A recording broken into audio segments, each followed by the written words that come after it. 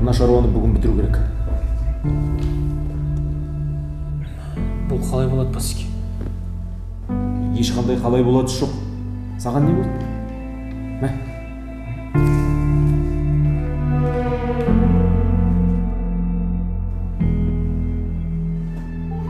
Саламатсыз ба?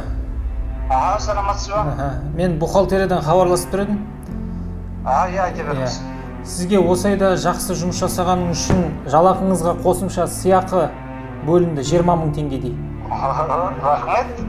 Бірақ жаңа асығып отырып, байқамай тағы бір 0 басылып кетті. Яғни сіздің шотыңызға 200 000 теңге түсті, бірақ қалған 180 000 теңгені бухгалтерияға қайтып өткізе қойсаңыз. Жақсы. Мен кері тіркеп қоюым керек, соны. Әрине. Жақсы. Жақсы.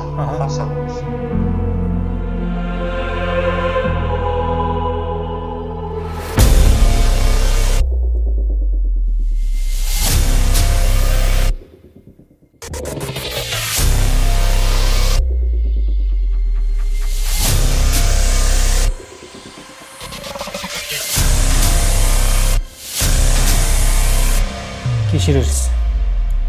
Бұл іске бара алмаймын. Дүниеде әділдік пен адалдықты ту еткен адамнан артық ешкім жоқ.